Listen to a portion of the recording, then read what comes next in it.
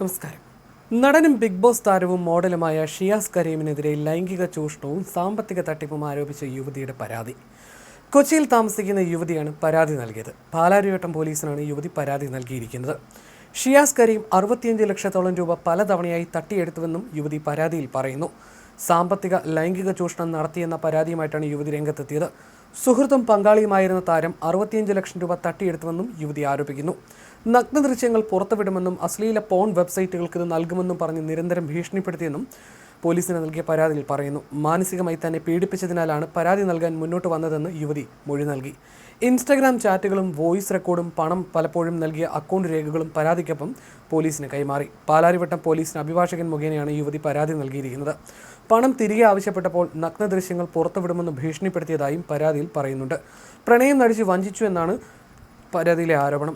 Gym നവീകരിക്കുന്നതിനായിട്ടാണ് ഷിയാസിന് വൻ തുക നൽകിയത്. പണം തിരികെ ചോദിച്ചപ്പോൾ ഭീഷണി ആരംഭിച്ചു. നഗ്നദൃശ്യങ്ങൾ പോൺ സൈറ്റുകളിൽ പ്രസിദ്ധീകരിക്കുമെന്നായിരുന്നു ഭീഷണി. ഇത് മാനസികമായി തളർത്തിയെന്നും യുവതി പറയുന്നു. അടുത്തിടെ ഒരു പരിപാടിയിൽ വെച്ച് ബിഗ് ബോസ് വിജയ് അനുമോളോട് ബീഫ് കഴിക്കുന്നില്ല എന്ന് ഷിയാസ് ചോദിച്ചിരുന്നു. വേണ്ടെന്ന് അനുമോൾ പറയുമ്പോൾ നീ എന്താ BJPയിൽ ചേർന്നു എന്നാണ് പരിഹാസ രൂപേണ ഷിയാസ് ചോദിച്ചത്.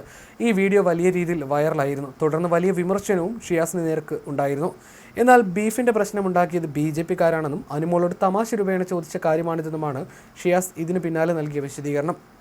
അതേസമയം ആദ്യമായിട്ടല്ല ഷിയാസിനെതിരെ പീഡന ആരോപണം ഉയരുന്നത്. 2.5 വർഷം മുമ്പ് വിവാഹ വാഗ്ദാനം നൽകി പീഡിപ്പിച്ചെന്നും 11 ലക്ഷം രൂപ തട്ടിയെടുത്തുവെന്നും ആരോപിച്ച മറ്റൊരു യുവതി ഷിയാസ് കരീമിനെതിരെ പരാതിയുമായി രംഗത്തെത്തിയിരുന്നു. വിവാഹ വാഗ്ദാനം നൽകി പീഡിപ്പിക്കുകയും പണം തട്ടിയെടുക്കുകയും ചെയ്തെന്ന യുവതിയുടെ പരാതിയിൽ ഷിയാസ് അറസ്റ്റിലാവുകയും ചെയ്തിരുന്നു. ചെന്നൈ വിമാനത്താവളത്തിൽ വെച്ചായിരുന്നു അറസ്റ്റിലായത്. അന്ന് ഷിയാസിനെതിരെ കേരള പോലീസ് തിരച്ചിൽ നോട്ടീസ് പുറപ്പെടുവിച്ചിരുന്നു.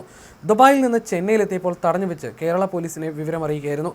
ഭീഷണിപ്പെടുത്തി വൻ തുക വാങ്ങാനാണ് യുവതി അടുപ്പം സ്ഥാപിച്ചതെന്ന് ഷിയാസ് അന്ന് ജാമ്യാപേക്ഷയിൽ പറഞ്ഞു.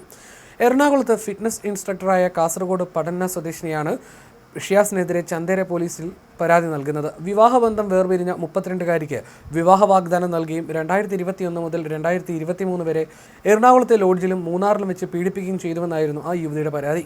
ഷിയാസ് മറ്റൊരു വിവാഹത്തിന് ഒരുങ്ങുന്നതിനിടയിലായിരുന്നു യുവതി അന്ന് പരാതിയുമായി എത്തിയത്.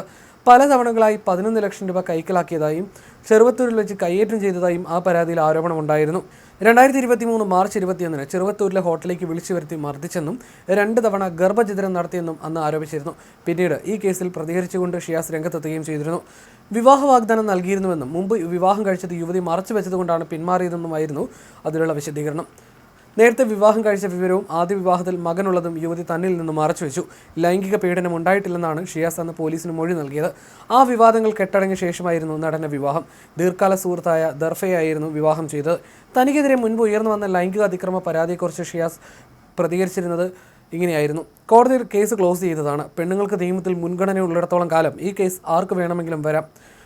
അത് തുടർന്നുകൊണ്ടേയിരിക്കും എന്നായിരുന്നു പഴയ കേസിനെക്കുറിച്ചുള്ള ഷിയാസിൻ്റെ പ്രതികരണം.